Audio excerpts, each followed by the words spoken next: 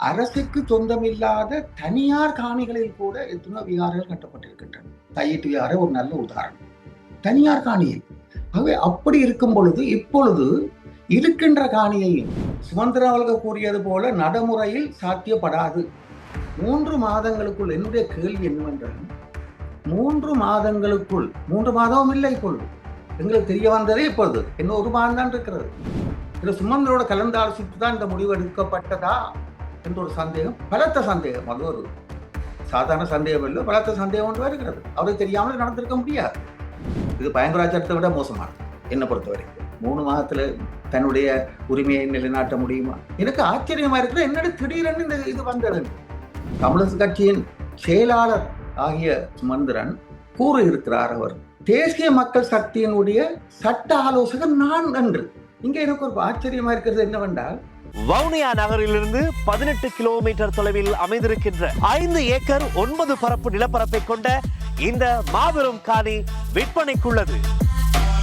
அரசியலில் நகர்த்தப்படும் காய்கள், திரைமறைவில் நடக்கும் ரகசிய பீரங்கள், உலகத் தமிழர் அறிந்தேயாக வேண்டிய உண்மைகளை தேடி ஒரு உடறுப்பு.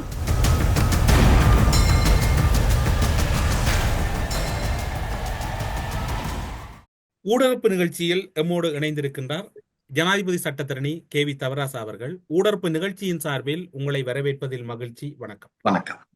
இன்று வடமாகாணத்தின் பெரும் பேசுபொருளாகவும் மக்கள் மத்தியில் அச்சத்தை ஏற்படுத்தி இருக்கக்கூடிய ஒரு விடயமாக மாறியிருப்பது 5940 ஏக்கர் காணிகள் 3 மாதங்களுக்குள் எவரும் உரிமை கோராவிட்டால் அரச காணிகளாக பிரகடனப்படுத்தப்படும் என்று 28/3/2025 திகதியிடப்பட்ட 2430வது இலக்கமிடப்பட்ட வர்த்தமானியில் ஆங்கிலம் மற்றும் சிங்கள பிரதிகள் வெளியாகி இருக்கின்றன.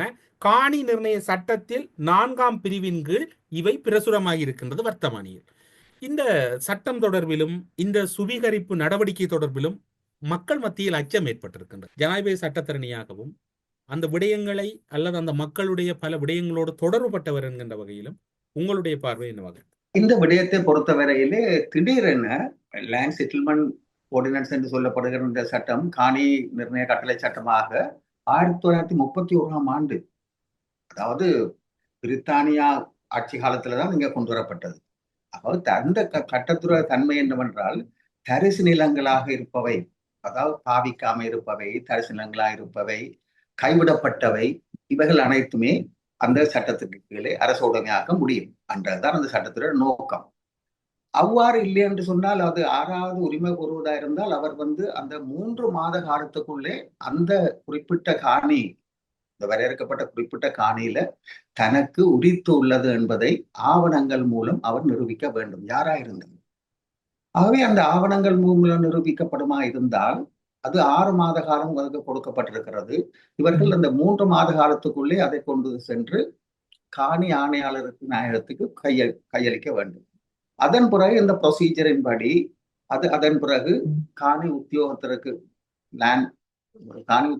அது சென்று காணி உத்தியோகர் அதன் உண்மைத்தன்மையை, அதாவது வழங்கப்பட்ட ஆவணத்தினுடைய அந்த காணி சம்பந்தமாக வழங்கப்பட்ட ஆவணத்தின் உண்மைத்தன்மையை அறிந்து அதற்கான நடவடிக்கை எடுத்து அந்த காணி அவர் குறித்தானவர் என்றால் அந்த காணி அரசு உடைமை ஆக்கப்பட மாட்டாது. இதுதான் அந்த சட்டத்தினுடைய தன்மை.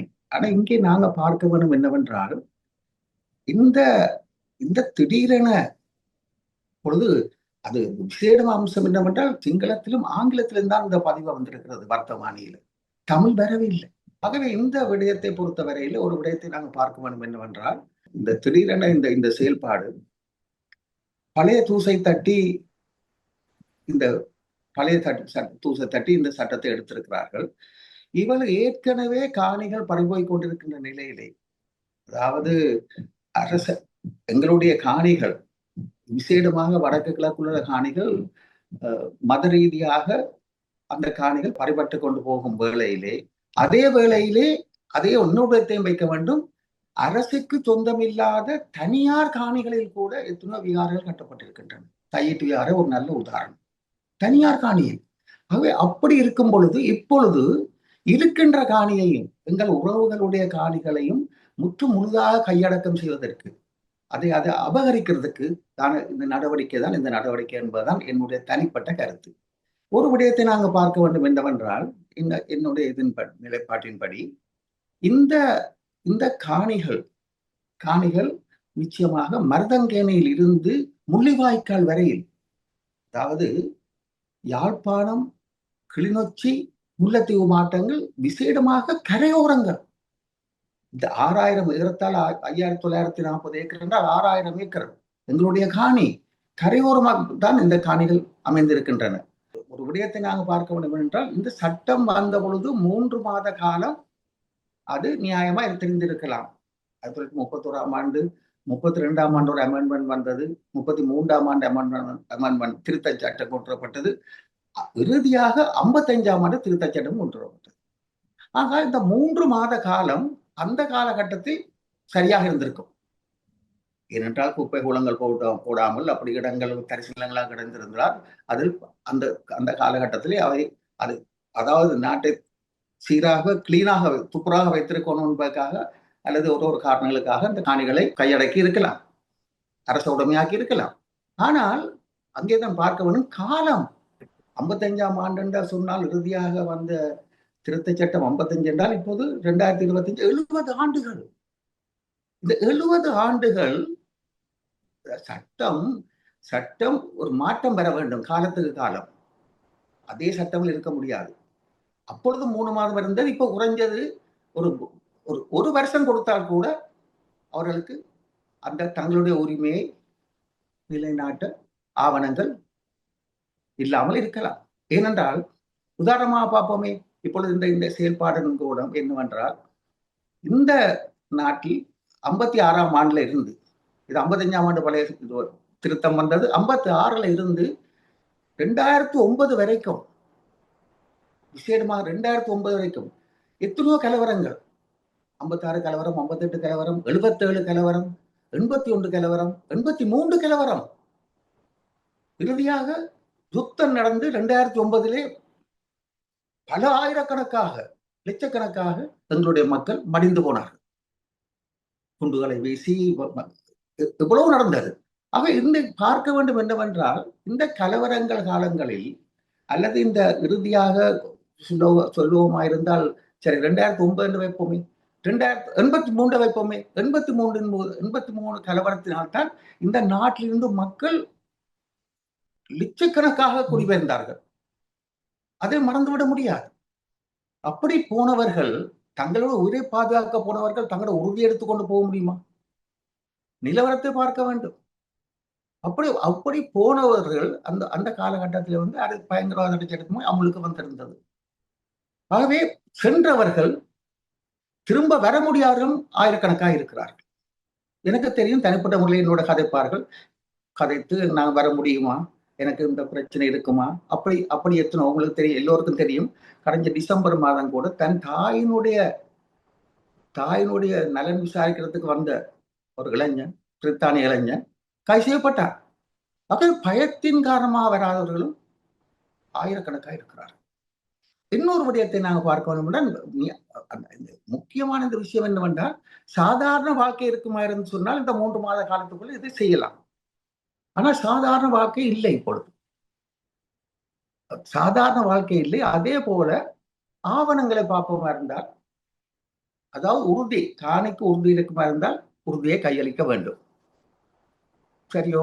அந்த காணிக்கு உறுதி இல்லாட்டி பெர்மிட் லேண்ட், அதாவது அரச காணி அனுமதி பத்திரத்தை கையளிக்க வேண்டும். இங்க என்ன விடயம் என்றால், காலம் 83 இருந்து பார்ப்போமே, 43 ஆண்டுகள் போன பொழுது பல பேரிடம் அந்த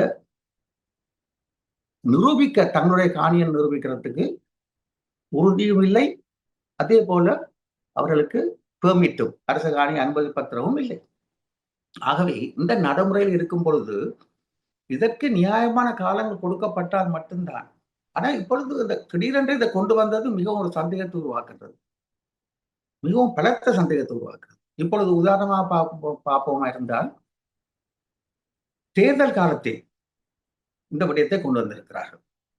அதே போல ஒரு முக்கியமான விடயத்தை நாங்கள் கவனிக்க வேண்டும் என்னவென்றால், தமிழரசு கட்சி பொதுச் செயலாளர் என்று பிரதி பொதுச் செயலாளராகிய சுமந்திரன் அவர்கள் கூறியிருக்கிறார். இதற்காக சில நடவடிக்கை எடுத்திருக்கிறார். சில சட்டத்தினை அழைத்து உறுதிகளை கொண்டு வந்து தாருங்கள், உங்களுடைய உறுதி இருக்குமென தாருங்கள். உறுதி இல்லை என்று சொன்னால் நீங்கள் இந்தியாவிலே 1,00,000 பேருக்கு மேல அகதியாக இருக்கிறார்கள். அவர்கள் எல்லாம் கரையோரத்தை சேர்ந்தவர்கள். அவர்கள் தான் அதிகமாக பாதிக்கப்பட்டிருப்பார்கள் நான் கருதுகின்றேன். அவர் கூறுகிறார், நீங்கள் வர முடியாவிட்டால், இந்தியாவிலிருந்து வர முடியாவிட்டால் நீங்கள் நிச்சயமாக நீங்கள் ஒரு பவர பட்டனையை கொடுத்து அதன் மூலம் வேறொருவருக்கு எழுதி கொடுங்கள். அரசு காணியாக்க விடாதீர்கள், வேறொருத்தருக்கு எடுத்துக் கொடுங்கள். இது என்னால் புரிந்து கொள்ள முடியவில்லை என்னவென்றால், இந்த காணி அவர்கள் போனவர்கள் அனைவருமே இன்று எத்தனையோ ஆண்டுகளாக அகதிகளாக இருக்கிறார்கள். இந்த விடயத்தை எப்படியா கையாள வேண்டும்? வேறொருக்கு எழுதி கொடுப்பது அல்ல. இந்த விடயத்தை கையாள எப்படி? இந்திய தூதுவரை சந்திக்க வேண்டும். அதாவது தூதுவர்கள் அனைவரையும் சந்தித்து, மேற்கத்திய நாடுகள் தூதுவர்கள், அதே போல விசேஷமா இந்திய தூதுவரை 1,00,000 பேர் மட்டும் இருக்கிறார்கள் அங்கு அகதிகளாக. அவருடைய காணிகள் வர முடியவில்லை. ஆகவே இந்த தூதுவரை சந்திச்சு இந்த விடயமாக இந்திய அரசுக்கு அழுத்தம் கொடுக்க வேண்டும். மற்றது பிரித்தானியா காலத்திலே தான் கொண்டு வரப்பட்ட சட்டம். அது பிரித்தானியாவுக்கு அழுத்தத்தை கொடுக்க வேண்டும். இவ்வாறு இந்த நாட்டில் இவ்வாறான சட்டங்கள் வந்து அமுல்படுத்தப்படுவதனால் ஆகவும் காணிகளை ஏற்கனவே நாங்கள் ஒரு விடயத்தை பார்க்க வேண்டும் என்னவென்றால், இங்கிருந்து போனவர்களுடைய, நான் யதார்த்தமாக தான் பேசுகிறேன், இங்கிருந்து போனவர்கள் 83 கலவரத்திலே நாங்களும் யாழ்ப்பாணத்துக்கு ஓடி வந்தோம். ஆகவே இங்கிருந்து போனவர்கள் ஒரு விடயத்தை நாங்கள் பார்க்க வேண்டும் என்னவென்றால், அவர்கள் இங்கு வர முடியாத சூழ்நிலை இருக்கின்றது என்று ஏற்கனவே சொல்லியிருக்கிறேன். இன்னொரு விடயத்தை நாங்கள் பார்க்க வேண்டும் என்றால், இந்த காணி சம்பந்தமாக அவர்களுக்கு ஒரு சில குடும்பங்களை பொறுத்தவரைக்கு ஒருவருமே இங்கே இல்லை. அதே போல பவரப்பட்டினை கொடுத்திருந்தால், பவரப்பட்டினை கொடுத்தவர் வந்து அவரே அந்த காணியை வித்து போட்டு போகும் சந்தர்ப்பம் கணக்கு நடந்திருக்கிறது.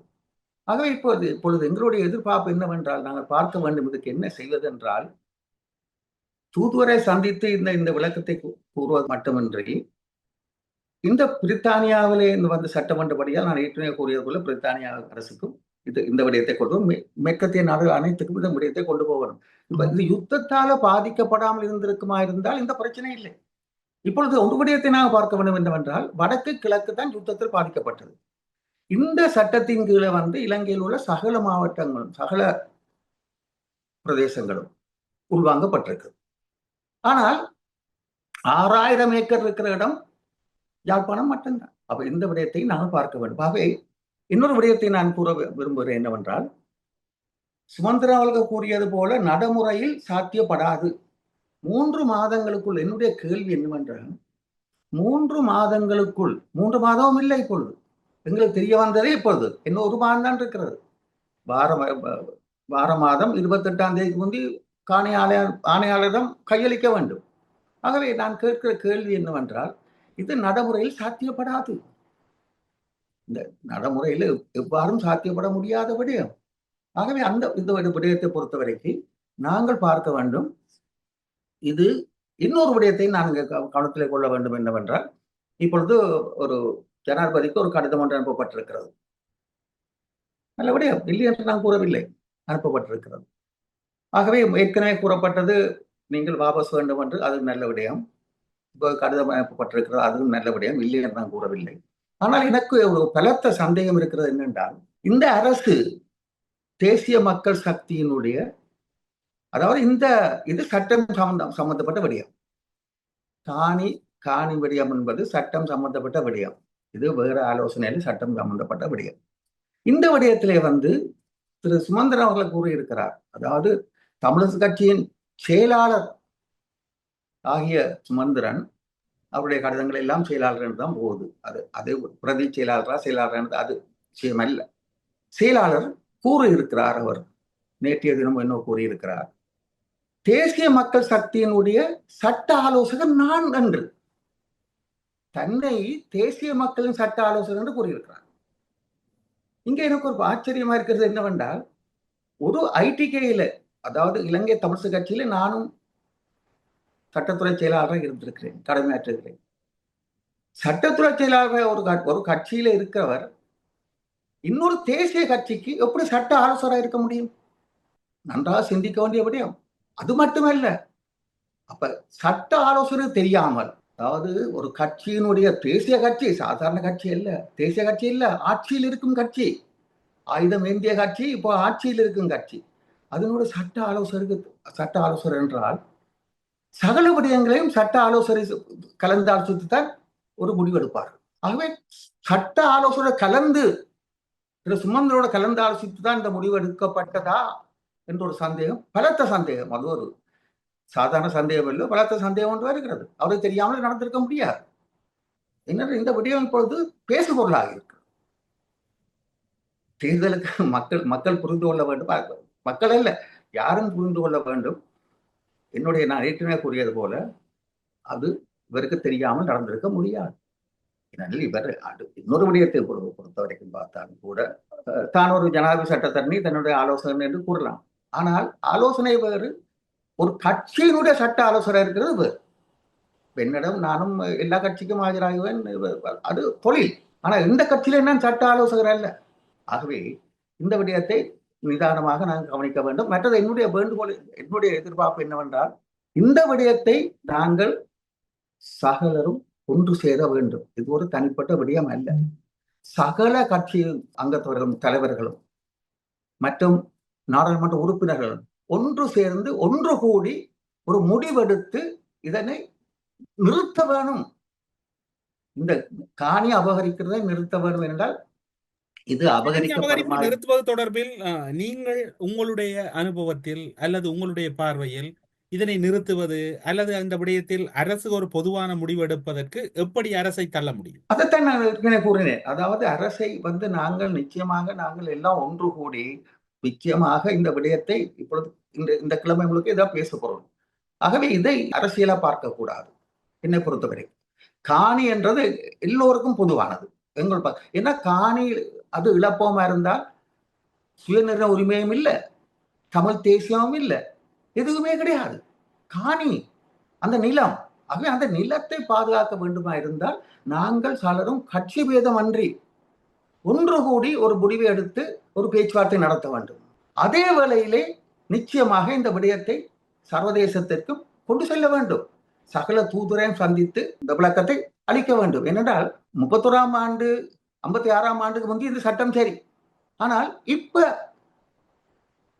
நடைமுறையில் சாத்தியப்படாது. என்றால் 3 மாதம் இல்லை, இவர்கள் கூறுகிறார்கள் எல்லோரும் கொண்டு வந்த தாரங்கள் நாங்கள் அதை பார்க்கிறோம் என்று கூறுகிறார்கள். சரி, நடைமுறையில ஏழ்மா சாத்தியப்படுமா? இன்னும் 1 மாசத்துக்குள்ள 6000 ஏக்கர், எத்தனை ஆயிரம் பேர் உரிமையாளர்கள்?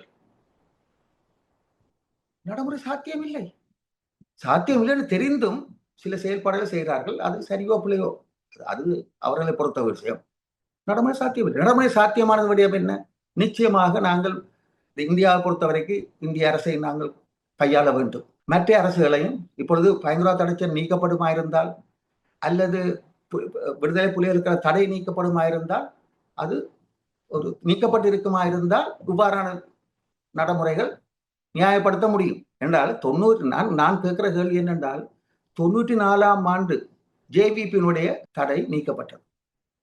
இன்று 2009 15 ஆண்டுகள் 15 ஆண்டுகளாக அதில் பாதிக்கப்பட்ட உறவுகள் அவருக்கு வர முடியாது. 15 ஆண்டுகளாக இந்த தடையை வைத்திருக்கிறார்கள். ஆனா நான் என்ன கேட்கிறேன் என்று சொன்னால், இந்த 2009ஆம் ஆண்டுக்கு பிறகு இன்று வரைக்கும் ஒரு துப்பாக்கி சூடு கேட்டதா?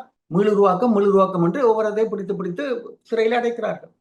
அரவிந்தன் என்று எத்தனையோ பேர்.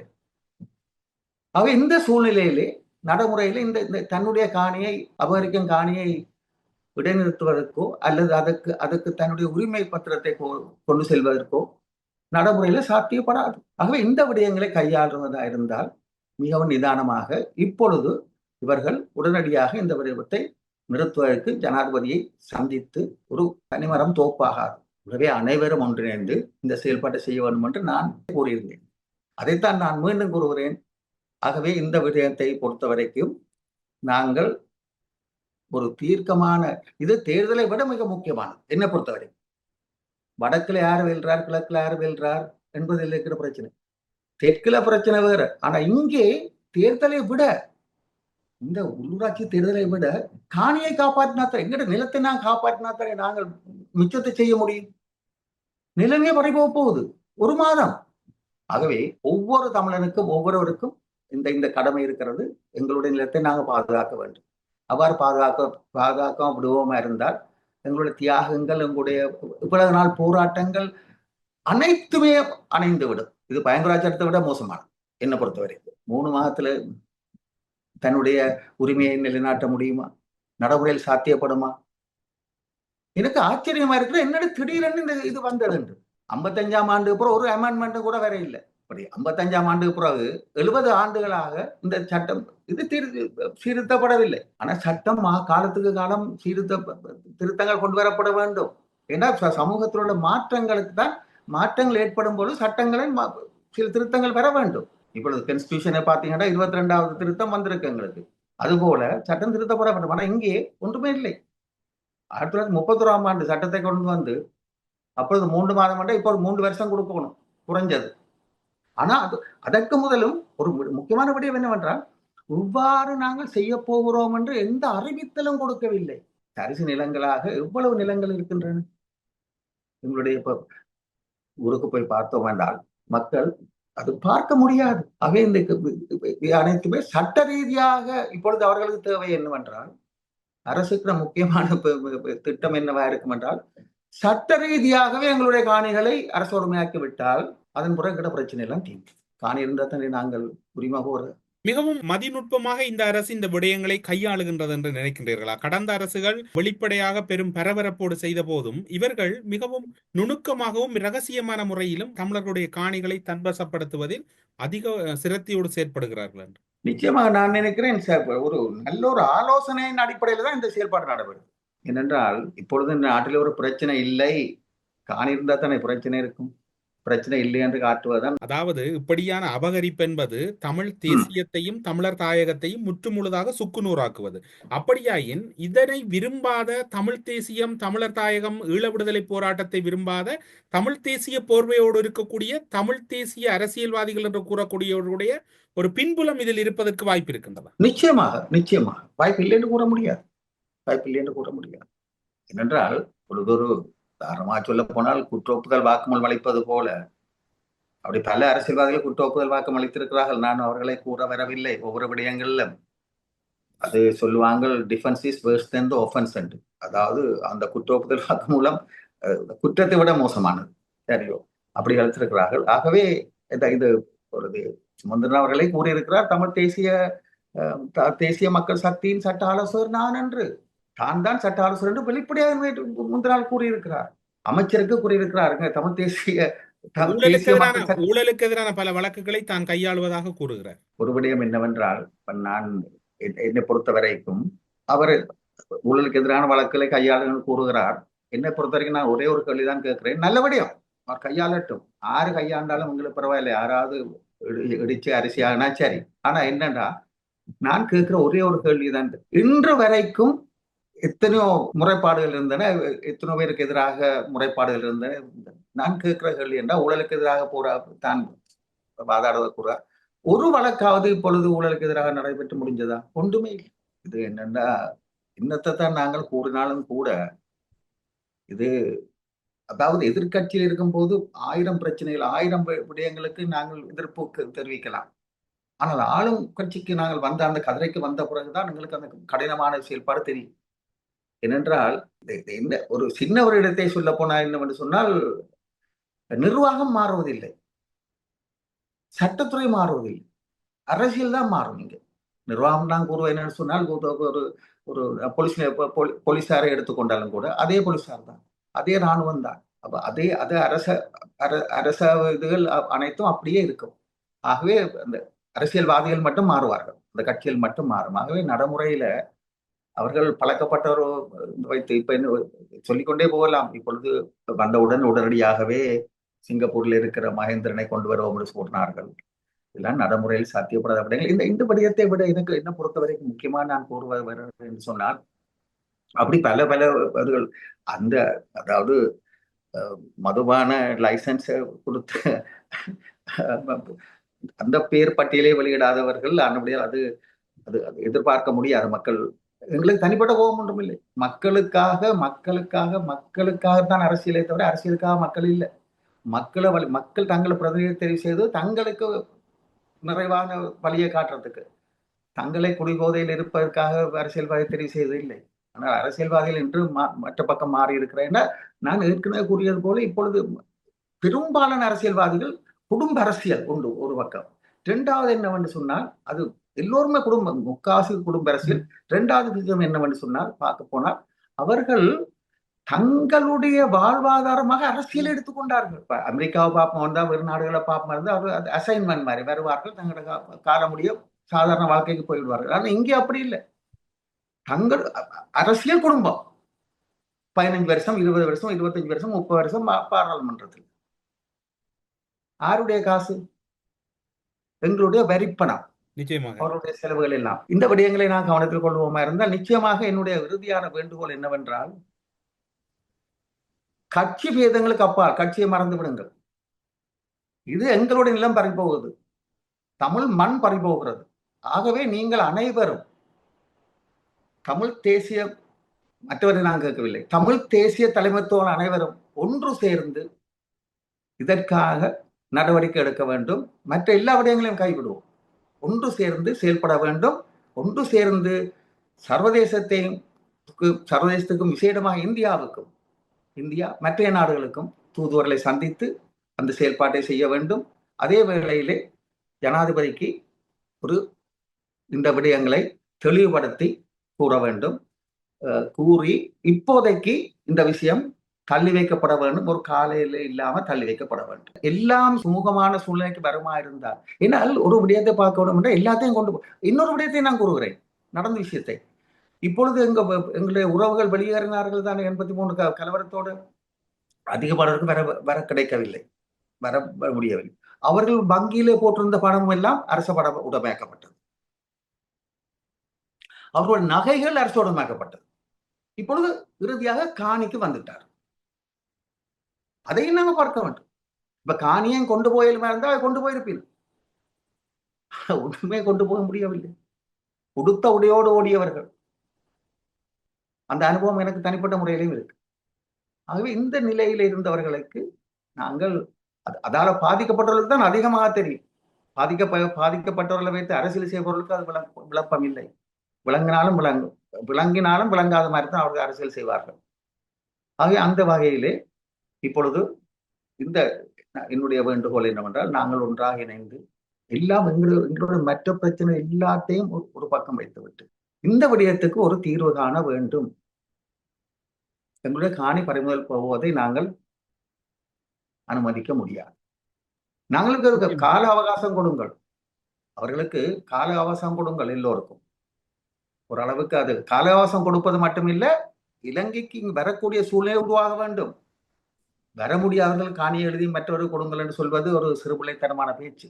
சுமந்திரன் அவருக்கு உரியதை நான் ஏற்றுக்கொள்ள மாட்டேன். அது குழந்தைத்தனமான பேச்சு. வர முடியாட்ட எழுதி கொடுங்க என்று சொல்லி அரச காணி ஆக்காமல் நீங்க வேற யாருக்கும் எழுதி கொடுங்க. அவர்களை வர வேண்டும். அடுத்தது என்னவென்றால், அவர்களுடைய அந்த முக்கியமான விடயம் என்னவென்றால், அதிகமாக ஒரு குடும்பத்தில் ஒருவர் பேர் இருக்குமா இருந்தால், அது அவர் இறந்து போயிருந்தால் அதற்குரிய நடவடிக்கைகள் எடுப்பதற்கு, அது தொடர்ந்து செய்வதற்கு அதுக்கு காலம் தேவைப்படும். இங்க செய்ய வேண்டும். இங்க வர முடியாதவர்களுக்கு என்ன செய்வது? ஆகவே இந்த நிலைமையெல்லாம் மாறி சுமூகமான ஒரு நிலைக்கு இந்த நாடு வந்த பிறகு, அது எப்ப வரமான்றது கேள்விக்குறி. சுமூகமான நிலைக்கு, சாதாரண நிலைக்கு இப்பொழுது தெற்கிலே சாதாரண நிலை இருக்கிறது, வடக்கிலேயும் கிழக்கிலேயும் இல்லையே. சாதாரண சமூக நிலை தெற்கிலே இருக்குது. அவர்களுக்கு அங்கு ஒன்றும் இல்லை, சாதாரணமா வாழ்க்கை போய்கொண்டிருக்கிறது. ஆனா வடக்கிலே எப்படி இல்லை, கிழக்கிலையும் அப்படி இல்லையே. அப்ப எங்களுடைய 2 வடக்கு கிழக்கை சேர்ந்த தமிழ் மக்களுடைய சாதாரண வாழ்க்கை சுமூக நிலைக்கு திரும்ப வேண்டும். திரும்பிய பிறகு இந்த சட்டங்கள் எல்லாம் அமல்படுத்தலாம். ஊடறுப்பு நிகழ்ச்சியில் இணைந்து கொண்டு பல முக்கியமான தகவல்களையும், காணி தொடர்பில் மக்களுக்கு இருக்கக்கூடிய நெருக்கடி நிலையையும், காணி தொடர்பாக மக்கள் எடுக்க வேண்டிய முக்கியமான முடிவுகளையும், புலம்பெயர் தமிழர்களிடம் பல முக்கியமான கோரிக்கைகளையும் முன்வைத்து ஊடறுப்பு நிகழ்ச்சியில் இணைந்து கொண்டு சிறப்பித்தமைக்காக சிறப்பு நன்றிகளோடு உங்களிடம் விடைபெற்றுக் கொள்கிறோம். நன்றி, வணக்கம். வணக்கம், நன்றி. அரசியலில் நகர்த்தப்படும் காய்கள், திரைமறைவில் நடக்கும் இரகசிய பீரங்கள், உலகத் தமிழர் அறிந்தேயாக வேண்டிய உண்மைகளை தேடி ஒரு உடறுப்பு.